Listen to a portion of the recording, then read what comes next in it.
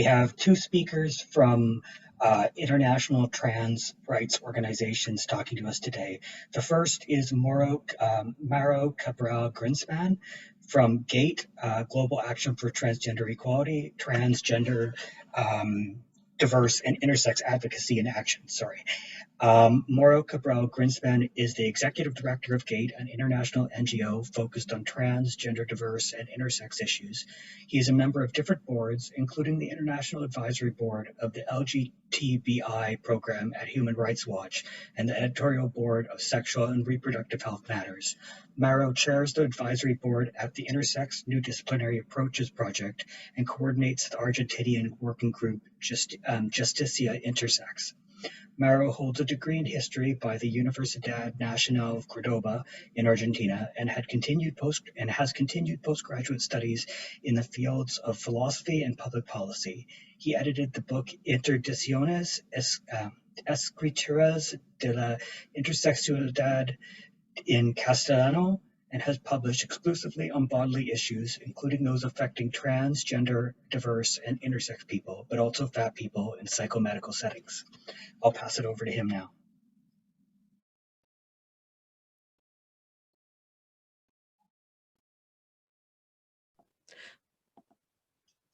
Hi, everyone. Can you hear me? Yep. Yeah, you're good. Okay, great.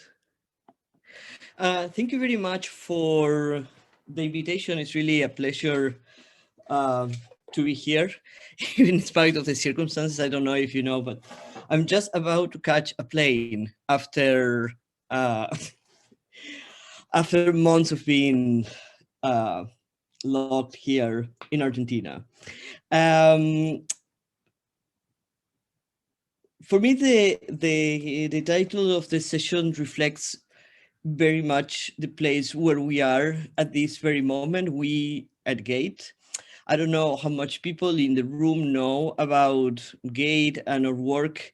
GATE is an international NGO. We are registered in the US, so it's an international NGO that happens to have an executive director who is Argentinian.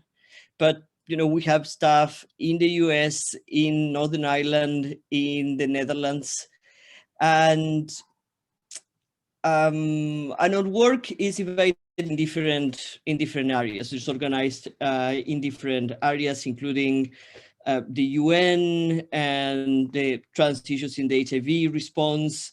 We are working on socioeconomic issues. And over the last 8 years, we have been following the process of revision and update of the International Classification of Diseases in order to support the depathologization of trans and intersex people.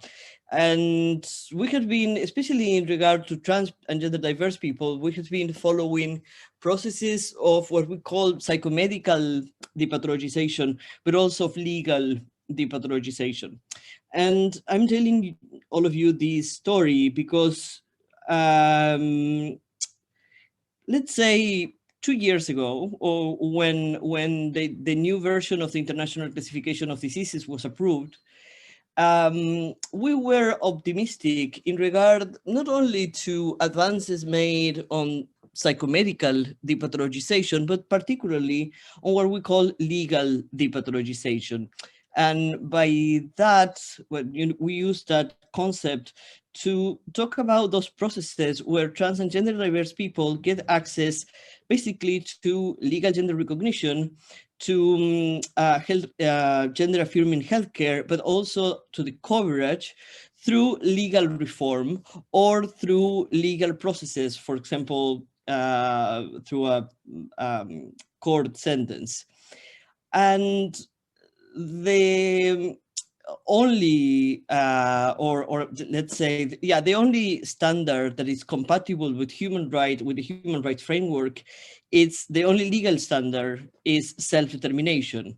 So the only laws or gender identity laws that are fully compatible with those standards are those laws based in self-determination. And 2 years ago, we were optimistic seeing different laws and bills being passed, being proposed, having trans people's self-determination at the core of the normative framework and perspective of these laws and bills. At this moment, the situation is entirely different, which create that context that reflects the title of this panel of an anti-trans world, and what we are seeing is a combination of anti-trans movements that are attacking our communities and our human rights, particularly around processes of legal reform, including those taking place, for example, in Spain and the UK.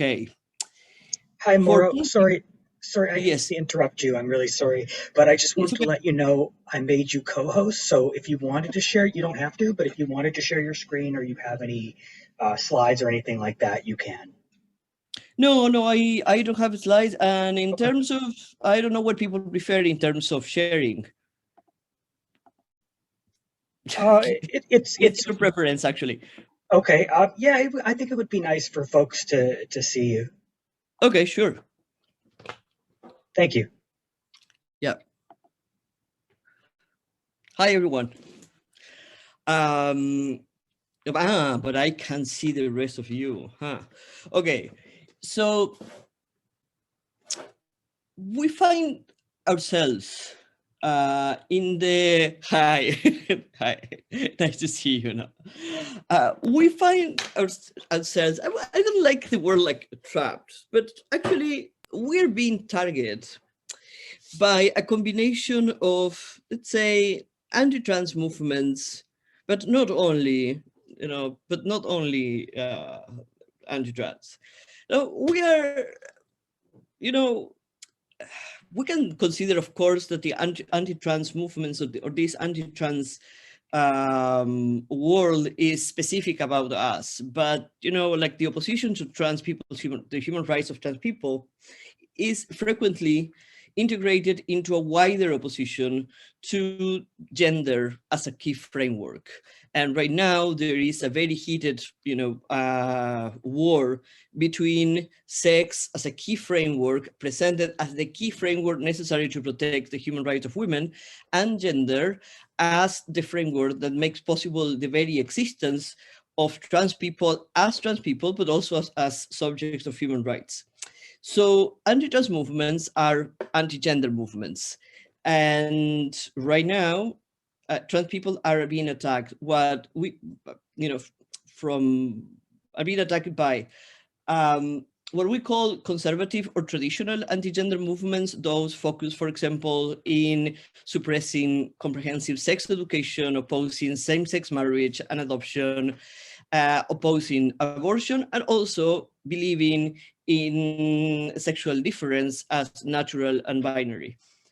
And on the other hand, we have very strong and extremely well-funded radical/critical anti-gender movements that in this case are not conservative in their political agenda, or we can assume that they are not conservatives, but that in terms of, for example, reproductive rights and some sexual rights, but that integrate the opposition to trans people along with their opposition to surrogacy and to sex work.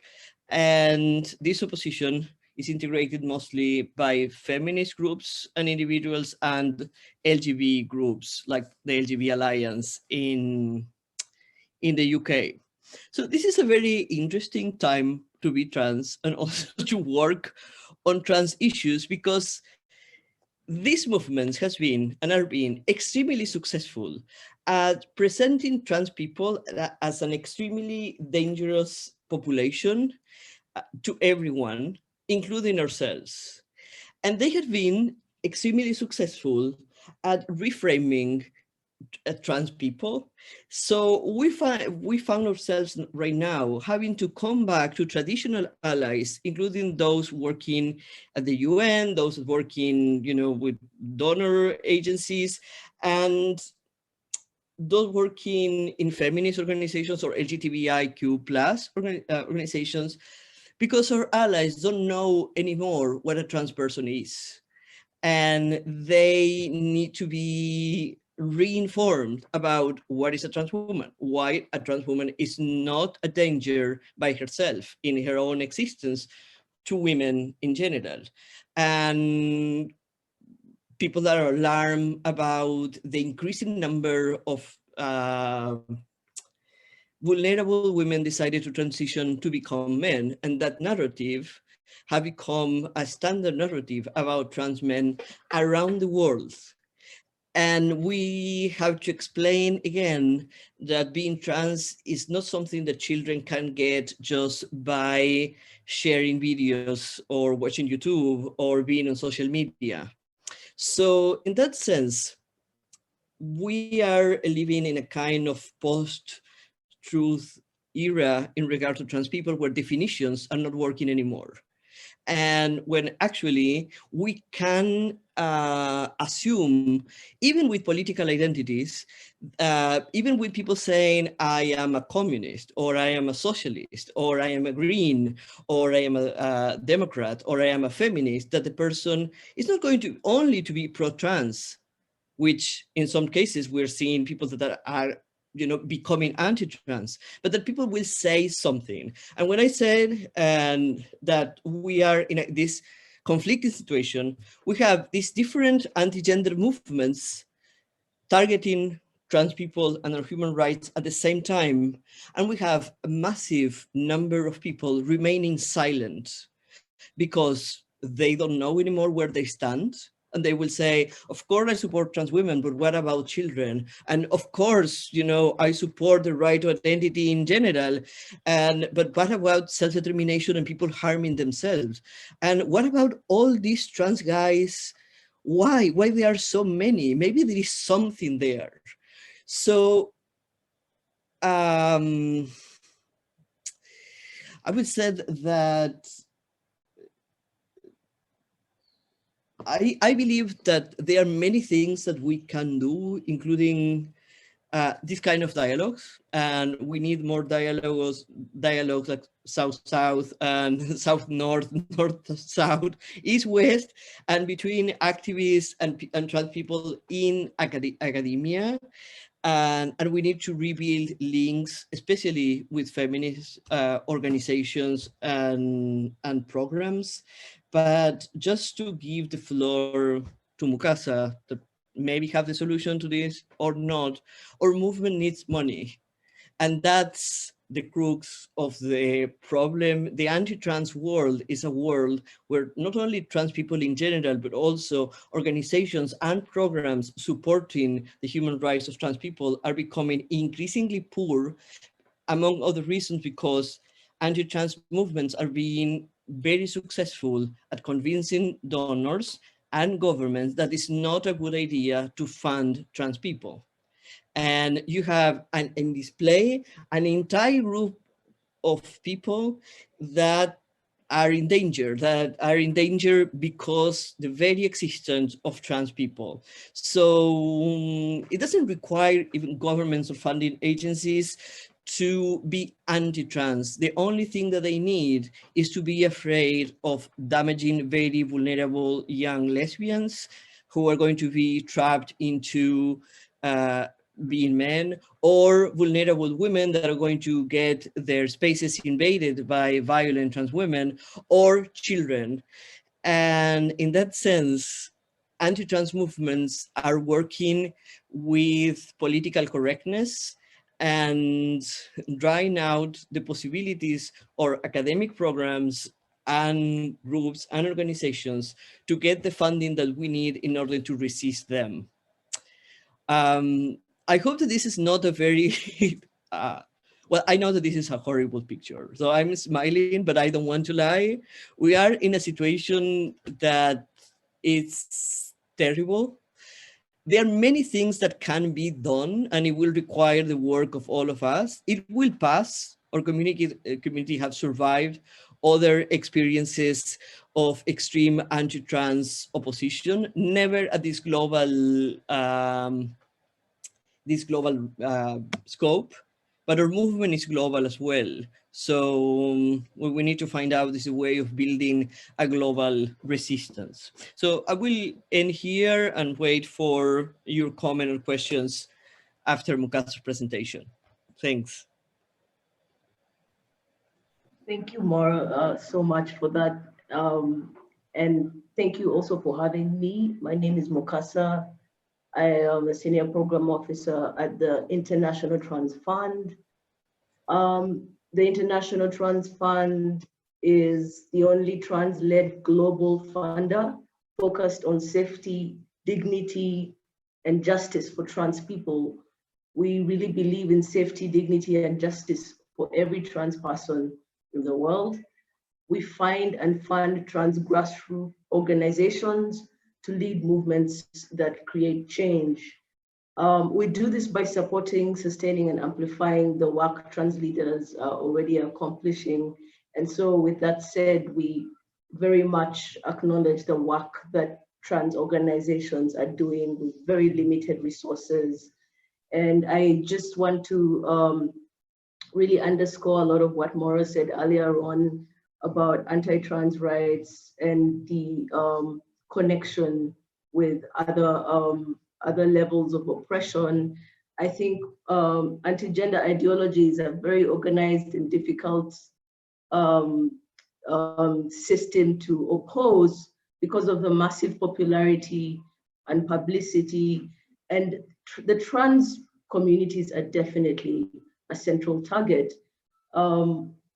With that said, it manifests in all regions of the world in very deceptive and different ways. And I like very much what you said, Mauro, about having that collaborative discussion with the Global South regions to see how it's manifesting, because the reality is that it does exist and manifest in many of the countries in the Global South in a really subtle way.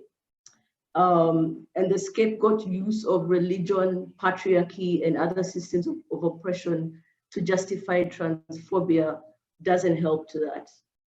We also see it coming out very clearly in very many countries through legislation that criminalizes trans identities, but also the lack of protective system and protection legislation laws that protect or affirm gender identities, like gender identity laws.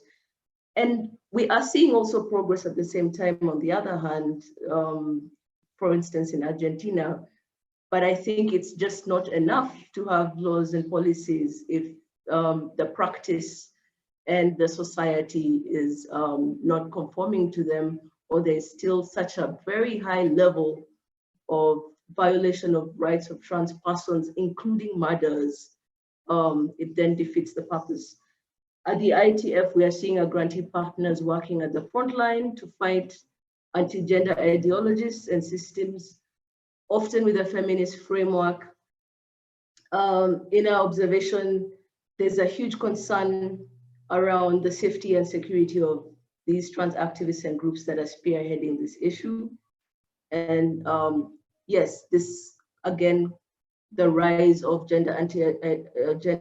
the rise of anti-gender ideology was quite timely with the COVID-19 pandemic. And so it's such an exacerbating factor that makes the lives of trans persons much more difficult and pushes back several efforts and strands of progress that trans movements have been making around human rights. So to answer the question around the opportunities, there are definitely opportunities within philanthropy. At the same time, there are challenges. However, we at the ITF, one of our central objectives is to educate the philanthropic community. And we were very much involved in a recent funder event that was that had the main topic around framed as anti-gender ideology. And we were part of that space where we raised we highlighted and made visible the concerns and challenges that trans organizations are facing, but even trans communities in general. Yeah, and so I think there's definitely a very big need for funders to shift, not just in their priorities of what they fund, but also in how they fund, because that's very important, and also decolonizing the bureaucracies within funder structures that make it difficult for trans organizations to either access funding, but even then the delays involved and the availability of funding. I think it's a very big piece in terms of the funder landscape and priorities. I also just want to mention the value around prioritizing the most marginalized communities. I think that's also very important. And I'm happy to take any questions. So thank you very much. Sorry, Mukasa, if it's possible, we've had a request to have folks put their screens on so folks can lip read if they need to. Yep. Sorry about that. Thank you. So I guess kind of trying to dig into this a bit more. I know both of you mentioned that the anti-trans rhetoric that's coming out now and that's kind of increasing it seems very highly organized, and I've definitely noticed by talking to other people in other locations globally that it seems to be, I wouldn't say it's a global phenomenon and that it's in all places, but I definitely notice a near identical rhetoric in say France and Germany and now I'm hearing Argentina, and I know you both talked about what we can do to counter that and sort of changing tacks, and I wonder if you could dig into that a bit more.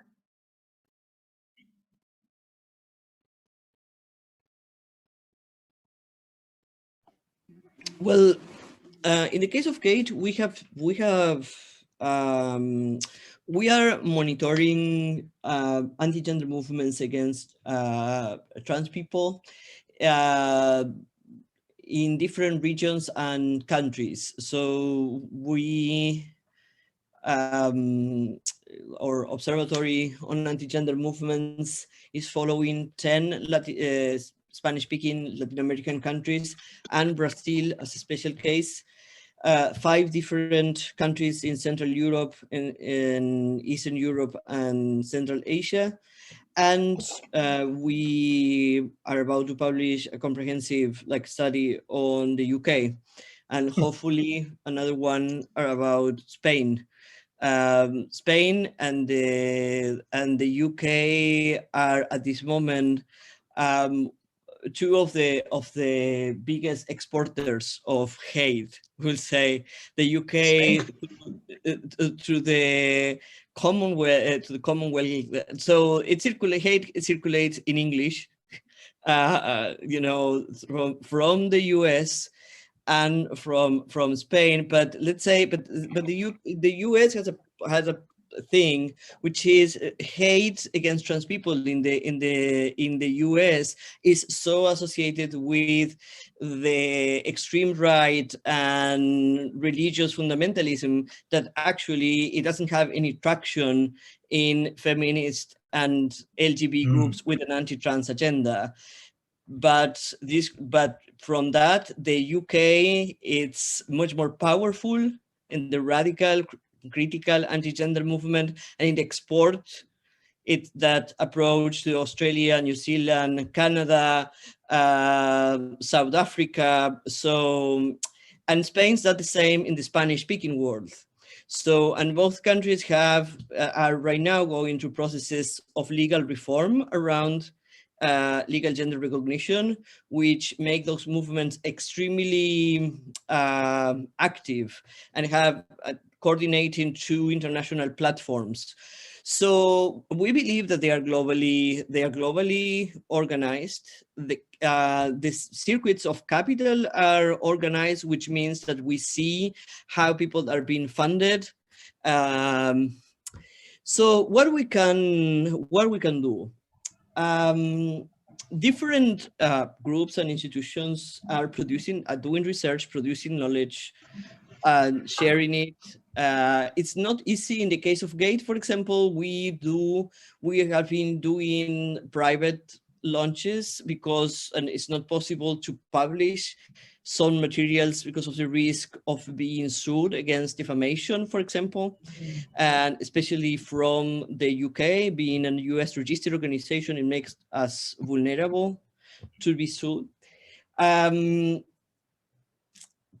the part of creating successful strategies is the most complex part. But I will say I have only a very useless advice, which is, to encourage people to stop arguing with anti-trans movements in social media and to focus in getting control over governments, because that's when, and big media, when we have, like The Economist, for example, and The Guardian having a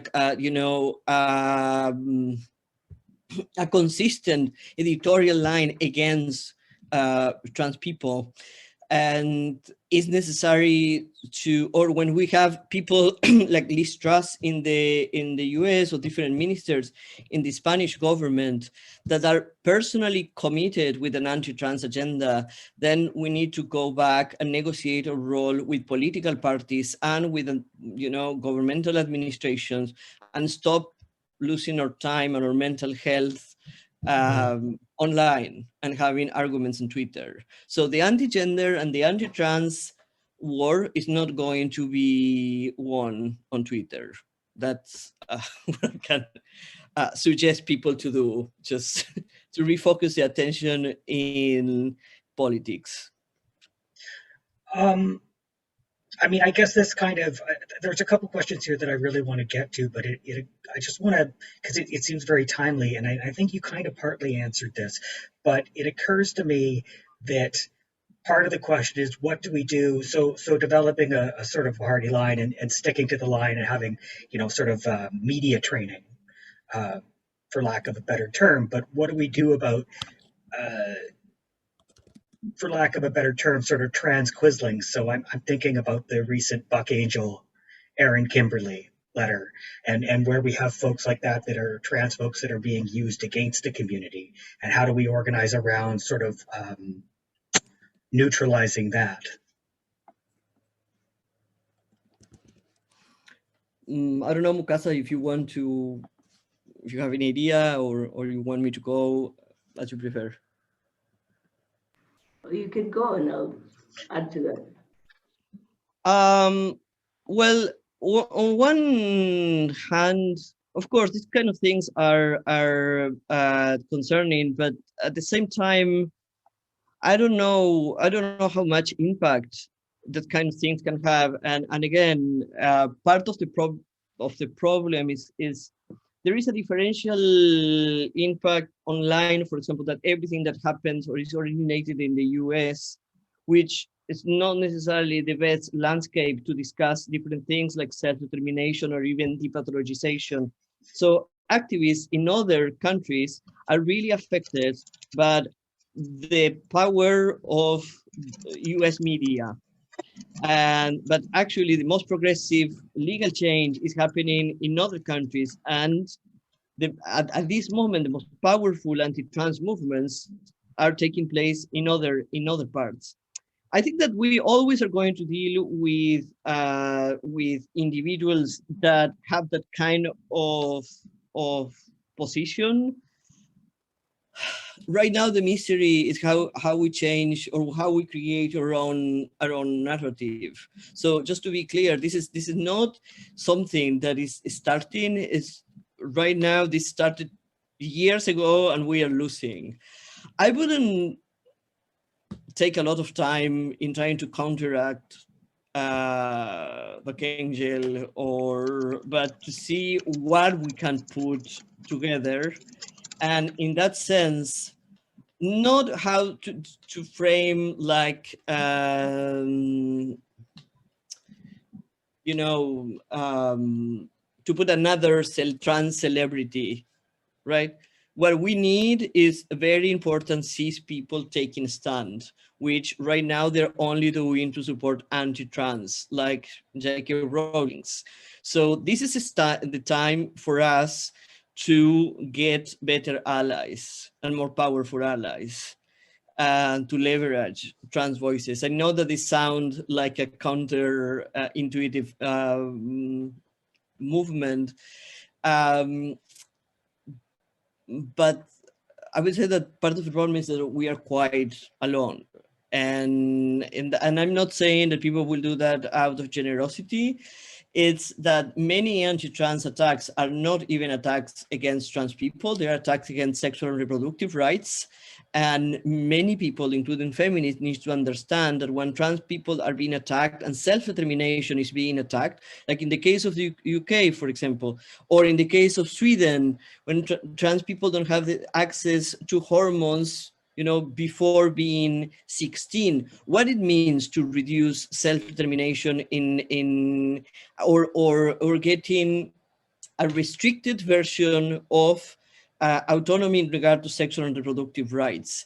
In that sense, we need not only to say trans people are at risk, but also many other people are at risk when trans people are attacked and our rights are attacked. Everything that has to do with autonomy and self-determination is being attacked at this very moment. So we need better links with other movements, and we need more cis people to understand that we are not different at all. So if a trans person can make informed decisions, at being 15 years old about their own body, probably young women won't have the right to make decisions like abortion or contraception or sex education at the same age. That would be my take on that. Yeah, I think we are seeing abortion start to be undermined by this same narrative. I want to get to some of the questions that are coming up here before they get buried.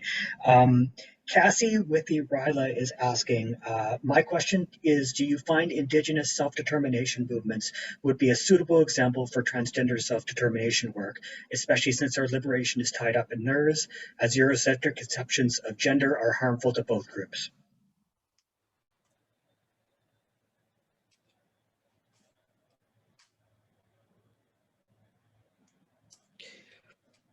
I mean, for example, we talk about self-determination in English, right? But here in other countries, people like in Argentina, we talk about self-perception. And in other countries, you can use autonomy. They are different frameworks. And in the case of self-determination for indigenous people, it becomes complicated. And I agree about, struggles are linked, but self-determination in that sense applies to people and not to individuals, and that's one of the most complicated things. So, but in that sense, I think that all frameworks based on liberation, collective or individual, should work, or we should make them work together. And I think, Mukasa, I think I cut you off before, so I just want to circle back around and give you a chance. Yeah, these are really great discussions. I suppose from an ITF point of view, we believe it's essential for trans activists who understand the context in different regions to make the decisions about what trans communities need. And for us, in principle, we really we give unrestricted funding in a way that we encourage groups to apply for general support grants, because when there are opportunities such as these to carry out advocacy, the dynamic thematics that come up, because it's very uncertain in most cases, then you have an opportunity to put in an application with us that can support your work as a trans group in your context. And I also just wanted to reiterate what Mauro put in the chat box, is that the GPP has really good research reports around this issue. Contributing to funder research is very important as a trans community because then it leverages, the evidence-based need to convince the philanthropic community beyond just the conventional models, but more even around targeting new funders that that are less aware of trans rights and trans issues, and bringing them to the port, getting our foot to the door, so that there's as much support as possible. There's massive support around the area, and that we can have a solidarity and work in connection to challenge the issue. And I think one aspect of that, which again is very difficult, like Mauro said, is to convince the cisgender people, even when they are allies, to jump on board and to counteract these discourses, because this is the time when they're needed the most, and it's important, and a very important ally for us to have cis organizations, cis organizing whatever shape and form, to really hold on to the trans movement, that we're not working in a silo, but rather we are interconnected and challenging the rights violations of human beings broadly. Maybe just as a last point is that we we have been involved in referring trans activist groups to funders that are working around anti-gender ideology, as we know from our grantee partners, of course. And so that's something that also maybe contributes to the table. Thanks. If I may I add something? Something that we are seeing in different parts of the world is that ideological and political distinctions, between, let's say, anti-trans and anti-gender movements on the right and the left, are less and less important to them, right? So we have seen that in the UK and also in Spain and in Brazil and in Argentina, that different people that come from the left have no problem in doing allies with people coming from the right when it's about opposing trans rights or surrogacy or sex work. And actually that frameworks, like the framework of decolonization, is being used by both the Holy See, like the Vatican, the Catholic Church, and also by the emancipatory left in Latin America and Eastern Europe, saying that actually gender and the very idea of changing our bodies using hormones is a colonizing imposition coming from the global north. So in that sense, they work together very well. And just to make an example, and I fully respect, everyone involved and the issue. It's just, but last week, the Argentinian government announced that now it will be possible for non-binary people to get access to an X in their documents, including identity cards and passports. And we have an open battle between those people that are happy with the X and those non-binary people that will prefer other form of recognition, including, their own recognition. Let's say instead of a nominal recognition on an X, to have non-binary, for example, as their identity. And there was a demonstration, at the very moment where the president of Argentina was, presenting the first ID. There was a demonstration in front, which is great that people will demonstrate, and I fully support that, and I understand both sides. But my impression is that we are losing our ability to create political agreements and our ability to distinguish from one I don't know how many people are in this session right now, but let's imagine that we are 10 people. I'm sure that we can have 50 disagreements. So in Argentina, you have 3 people, 5 organizations, and 10 statements, you know, from one against the other. We make an announcement like we were going to hire someone to do research on anti-gender movements. We got threats from activists in those countries, and not only the opposition, but trans activists themselves, because of the language, because we didn't hire them, because so in that sense, and I understand, you know, we are all exhausted, and poor movements get extremely hostile horizontally. So Mukasa, we need more money, but people need to have incentives to collaborate.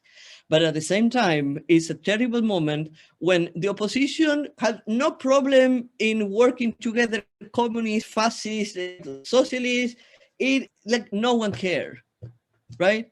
And we care to the point of struggling and destroying other people just to get into differences that for us are implies like an entire universe, but from outside are actually nothing when we, you know, compare that with other processes. I'm saying this maybe as an old person or older than other people. I'm almost 50, and our inability, including myself, including being part of 2 communities that don't work together, like the trans and the intersex community, and they work against each other in many countries, saying we are going to be erased from the world altogether, right? So the anti-trans opposition don't care if you're a transgender, diverse, non-binary, intersex person, or what exactly is your word, your identity, or your name. We all look the same. They are all coming for us.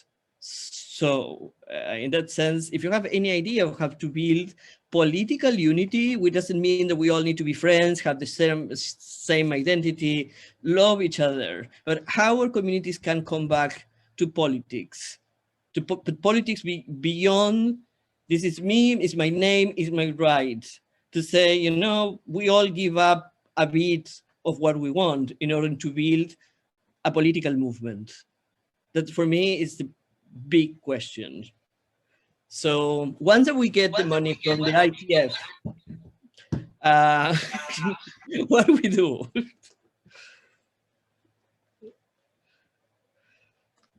I think Avery has a question here. What from one of the Q&A?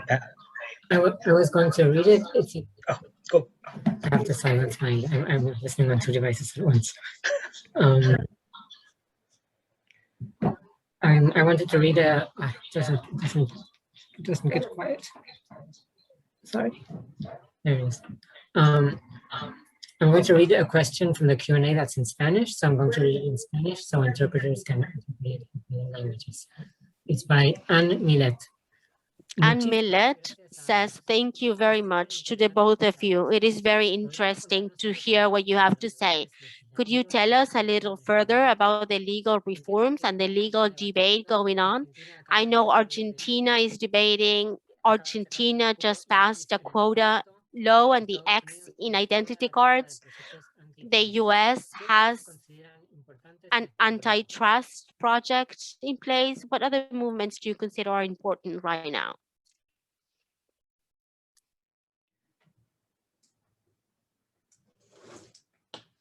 I don't know, Mukasa, if you want to answer or... well, they are the gender identity law in Spain that is being discussed right now is super important.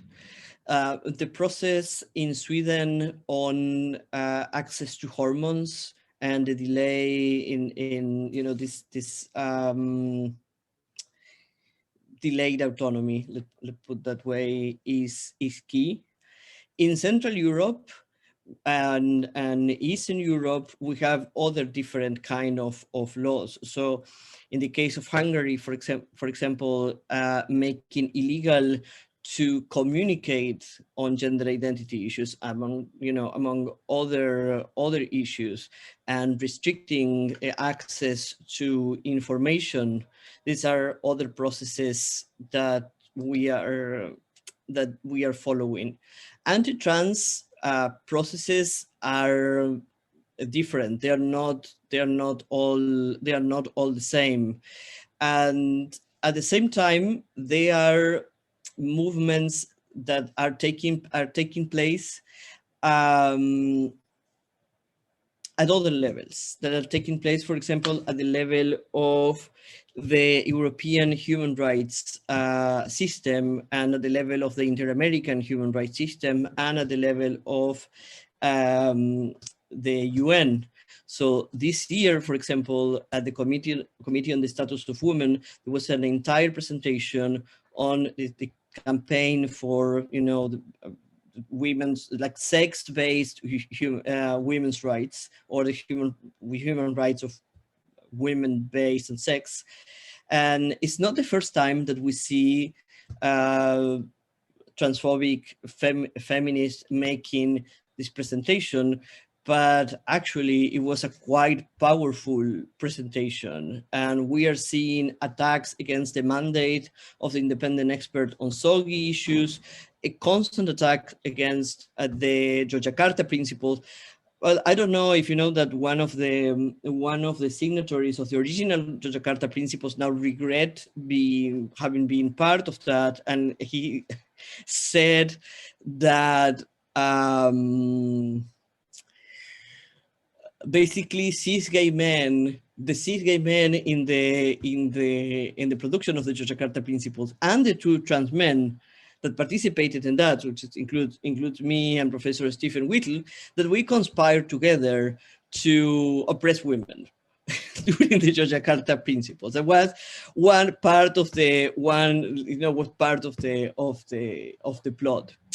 And in that regard, for example, coming back to Argentina, as Anne said, is doing those advances, but at the same time, those advances depend on one administration. So the difference between Argentina and Brazil is basically a matter of people voting.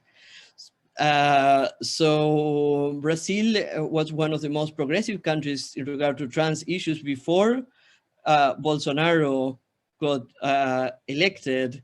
And in that regard, the constant attack against the gender framework requires a permanent defense and engaging with the government. Just to put an example, next weekend, and for you to know, there will be an international seminar led by a very famous Latin American jurist called Alda Facio, focused on how the Yogyakarta principles violate women's rights. And this seminar is being supported by one of the lawyer professional associations in Argentina, the one on the capital of Buenos Aires province. And so it's extremely concerning. As it happens with the Opus Dei and the religious opposition, it's not only about parties or movements, it's about key individuals in key places. So very individual people creating lines of interventions, like J.K. Rowling's, for example, again, and funding the opposition. Yogyakarta principles, yes, okay. Sorry, I just wanted to ask a couple process questions. One was, are folks here okay? And by that I mean Mauro and Mukasa, of people live tweeting your thoughts? Is that okay? Sure. Okay. And the next one is, there's been a couple of requests to, I think Mukasa, you were talking about the GDA. If you could just spell out what that means, and if you have a link to that process, if there is one, folks would really appreciate that. Yeah, GPP is a global philanthropic project, and I shared the link in the chat box. I'm not sure if anyone. But I just wanted to also respond to the question about legal frameworks, and I, was reflecting on how much progress has been made around advancing trans rights in the legal in legal systems of context, but at the same time, how there's such a pushback, and it's like a catch-22 in a way. I was looking at the removal of the classification of trans identities as a mental illness in the International Classification of Diseases in 2018, but that was still not enough. And there have been also a progressive court ruling towards gender recognition in countries like Kenya, Austria, Botswana, Germany, Malta, and Guyana, the Caribbean Court of Justice. And those were moments of excitement, and it was so refreshing. But I think there's still a lot of work that needs to be done. And from my perspective, I think we definitely need to have some kind of strategy around an incremental approach to changing laws that discriminate and violate the rights of trans persons, and weighing that with pushing forward for, again, like I said, more gender affirming laws, especially in countries where they don't exist. Because I see an opportunity in that, especially when there's a direct violation of a right that against a trans person, that trans person can then seek justice, and we can get more precedents for trans persons whose rights have been violated. And I think some of these things we are saying, like, yes, there's also the aspect of exploring other remedies like civil rights violations, like defamation, in that sake, to really explore how statements made in an anti-gender ideological way affect the lives of trans people and create trauma and emotional violence. Yeah, so over to you now, Mauro. Well, I would say that part of our problem is we always make jokes about this, is that donors pretend us to do the revolution in a fiscal year, and usually it doesn't happen that way. In that report that I mentioned, Power Our Rights, the researchers, a great researcher from Colombia living in DC called Juliana Martinez, shows how the opposition is so successful and why our movements are not so successful. And one key element is that they get funding.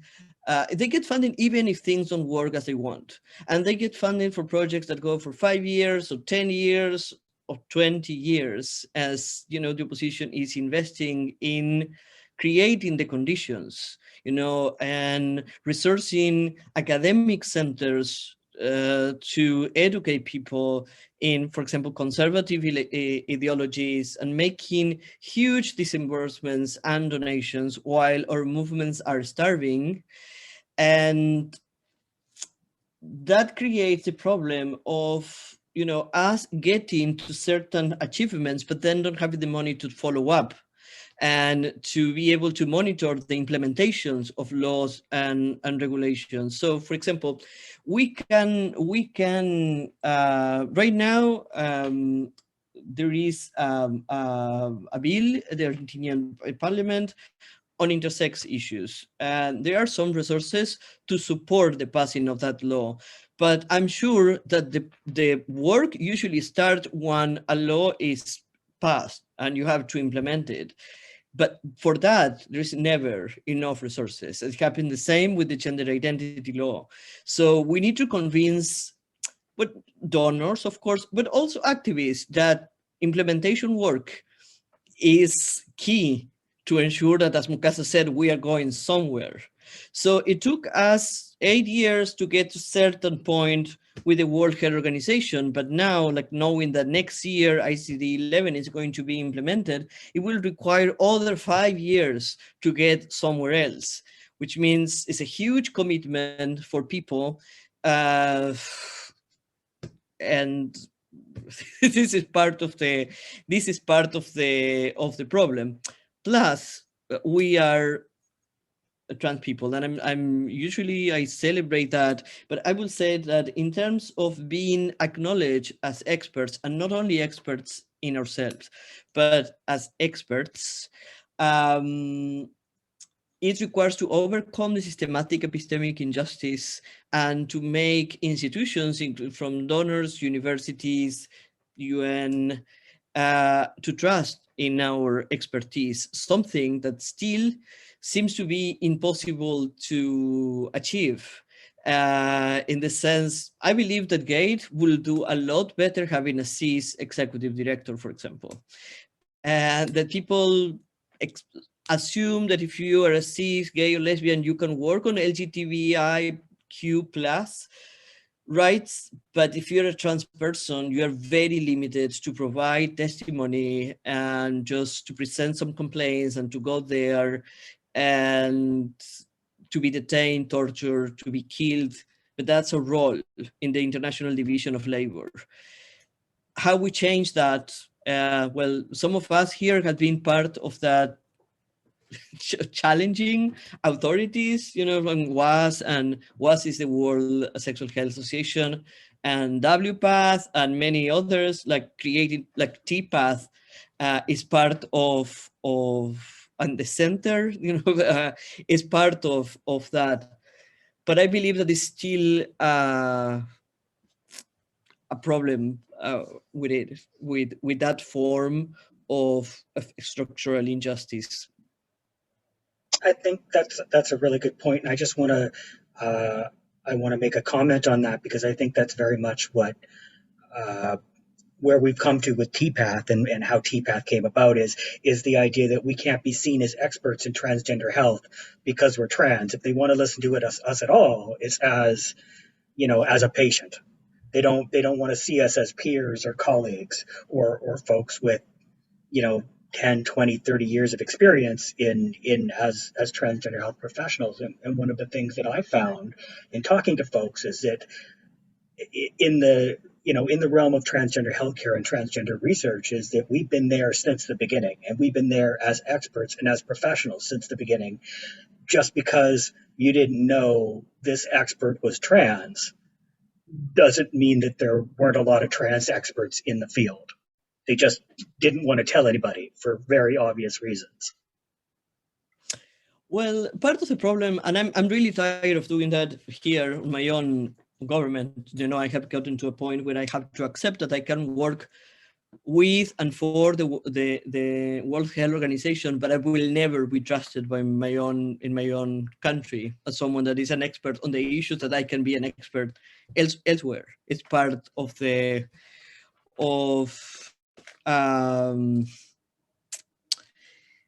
that's part of the business. It's what it takes, and something that we are extremely worried at GATE, and maybe it's a trend that you have noticed as well, or you have been part of that. I don't know about ITF, is that many times different institutions hire consultants or hire people or decide to produce themselves different pieces of work, and people get paid to do that, but they expect then trans professionals to provide advice and to get policy reviewed, lobbies reviewed, guidelines reviewed, and provide that kind of feedback from free, and actually being, appreciating the opportunity of contributing.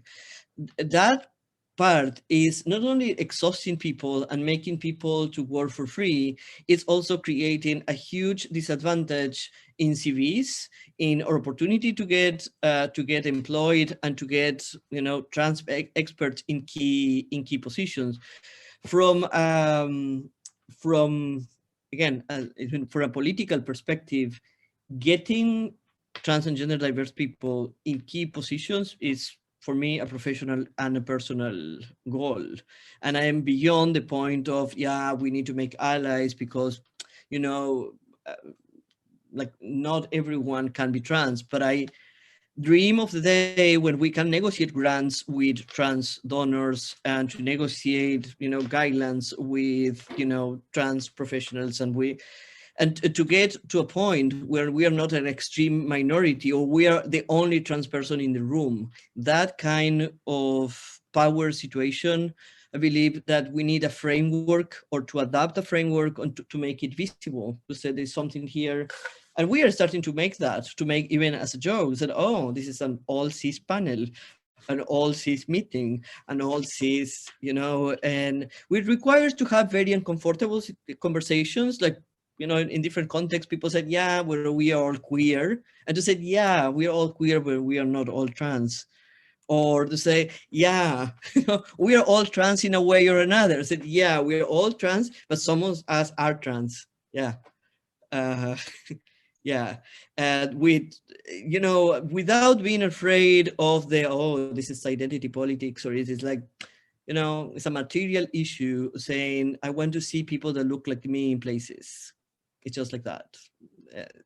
Yeah. Sometimes I feel that I'm working and living in a kind of cis desert. And it's not a problem in itself, even when I prefer to be surrounded by trans people. It's a problem about the outcomes, and it's a problem about the dynamics. So processes and outcomes are poorer where trans people are not involved. And when it comes up to be about, in general, and when it comes to be about trans issues, that's just unacceptable.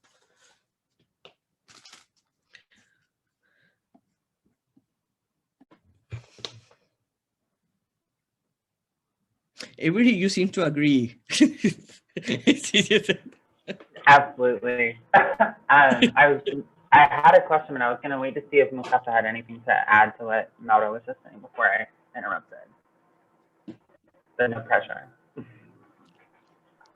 I absolutely second, you know, challenging tokenism, and I think that that's really the frame of the ITF's background, and you know why we started and how we work. So it's not just what we fund, which is trans-led organizations, but it's how we fund them. So it's very interesting common thinking.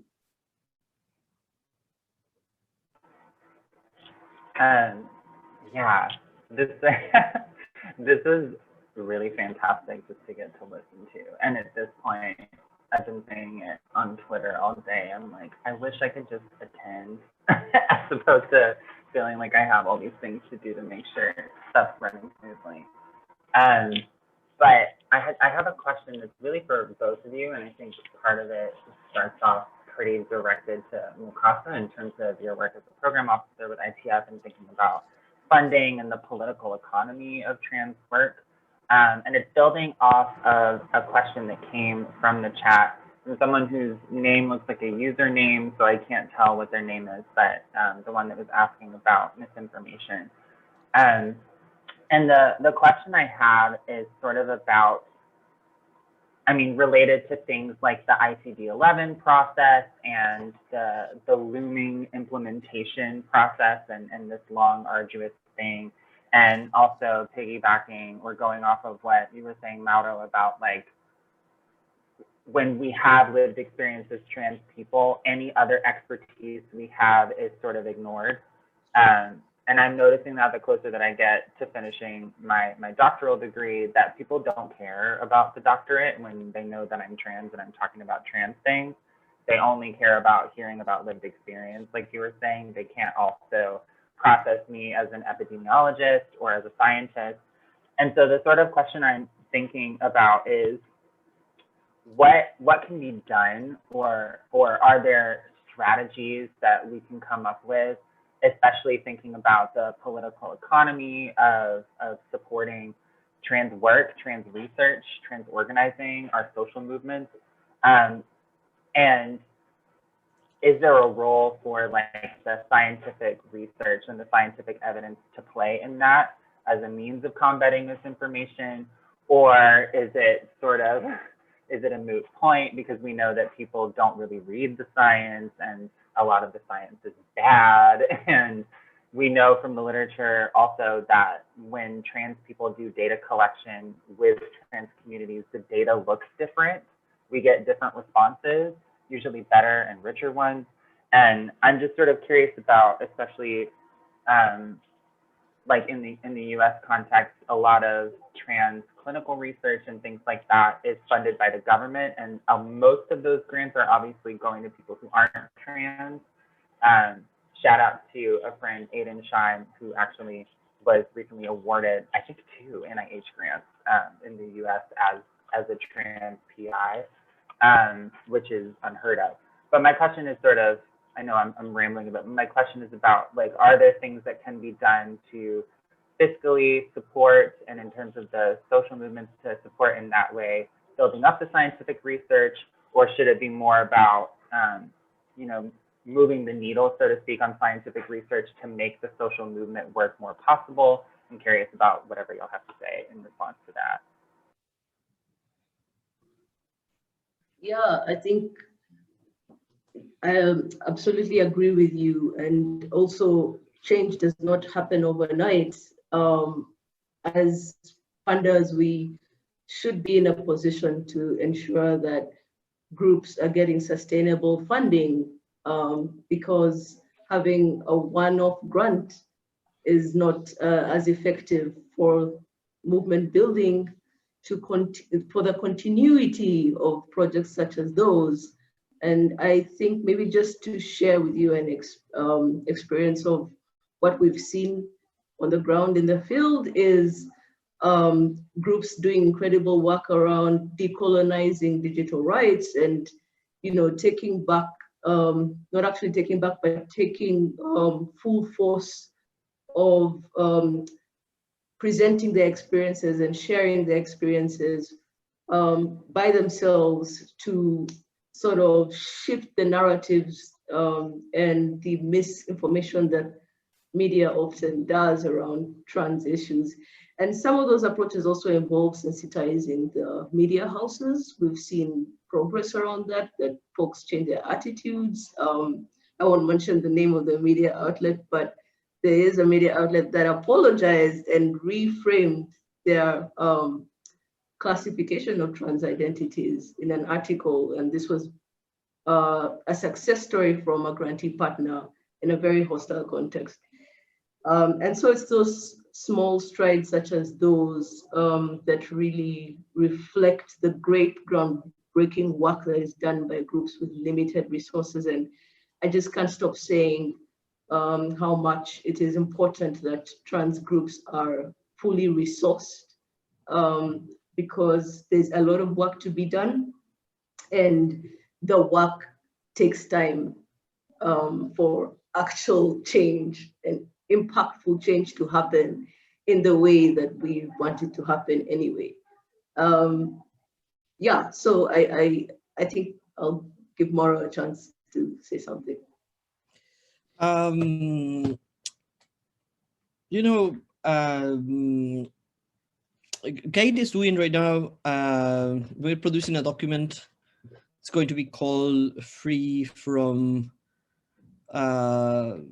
Want and Need of Free from Need and Want. It's, I don't know, it's a expression from the UN, focused on socioeconomic justice, and in particular, you know, addressing trans issues in the international response to poverty. And one of our goals is to have trans people, you know, recognized as a key population in international response to poverty, because something that we see in many places is that even when we have progressive gender identity laws, trans people keep being poor. And all around the world, even in wealthy countries, trans people are poorer when, you know, we get to compare life trajectories with those of, you know, cis people of the same social, racial groups. And something that we keep finding is, well, the lack of evidence. So I would say that evidence and hard evidence is more needed than ever, and especially evidence coming from demographics and evidence related with socioeconomic issues, with aging, and I would say about discrimination grounded on gender identity and gender expression at universities or in academia in general, but even having myself, you know, being educated in the fields of history and philosophy and fully supporting the field of transgender theory in general, we need the numbers. And we need as many numbers as possible coming from everywhere. I live in a region, for example, where everyone says that the life expectancy for trans women is 35 years old. And, you know, it's a very hard number. And maybe the number is true. Maybe it's better, maybe it's worse. But actually we don't know, because it's just an estimation. And what we saw when Australia and the American Jewish World Service and EdGate co-produced research on the state of the movement, that actually when we were able to say that half of the movement in the world was operating on an, you know, have an operating budget of $10,000 per year, well, we see the numbers, and this is a moment for that. And there is this tendency. I'm going to get into, yeah, I'm a person that I open my mouth and I get in trouble. I believe the trans theories can be about anything, even about other things. I'm not surprised anymore by starting reading an article that is about a trans perspective or things like that, and then finding out that it's about something entirely different. You know, like trans can be different things, right? So that's fine.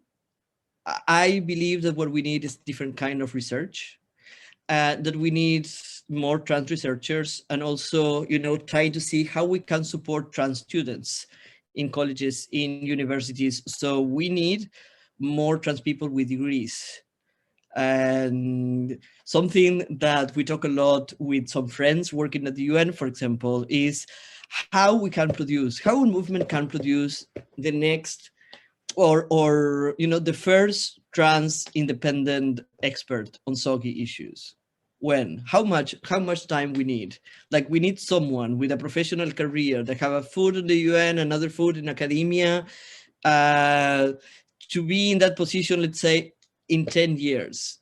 Or, you know, to have a special rapporteur on health who is a trans person, which I believe that it's going to be possible. But right now, it requires more than one person. We need to create like generations of people going to universities, having a career. I mean, it's fine to have trans people in all fields. I'm not saying that everyone has to go to universities. It's just that we need more trans people in key places. I'm really tired of first. We had an event about violence against trans women at the Trans Advocacy Week at the UN, like a month ago or something like that. There was a senator from the US, Senator Sarah McBride. This is the first senator from the US. Okay, so, but okay, she's going to be the first. When we're going to have the second? In 2 years, 10 years, 50 years? And when another senator in another country, how long it will take? Personally, I'm really tired of it. Just here we used to quote an Argentinian poet that said, "We don't want to be tolerated, we want to be desired, we want to be celebrated." You know what? I want power. That's what I want. I want power, and power is position, you know, we usually say like respect is a contract. That's respect. Like a power getting to places, not only to be tolerated in the street. I'm really tired of saying we want people just to survive, not to be killed in the street. And that's very much where we are, right? And so in many parts of the world, we are still pushing for people not to kill us in the street and for doctors not to pathologize us and to get, but we need more. Yeah, I will. I'm sorry, I just really got to interject there. Of course. We're coming up to the last minute, and there's a hard time when the room has to close and reopen, so I'm going to have to wrap it up there. But thank you so much, Mukasa and Mauro, for being here to be in this discussion and answer all these questions. Thank you for the invitation. Thank you. Is there a place where folk can direct questions to you? Are you able to take questions outside of the conference? Sure, of course. Let me write where I can put my, in the panelist chat. Sure, yeah. And I'm just going to ask people to grab that real quick because we're going to have to close the room super fast. So it's Cabral Grinspan at gate.ngo. And Mukasa is Kim, Kimm at transfund.org. Yeah.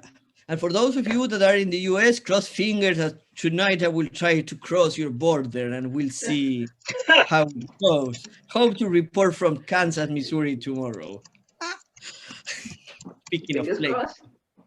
All right. On that note, okay. I'll catch up with you folks later. See you in a second. Thank you. Bye. Thank you. Bye. Bye-bye.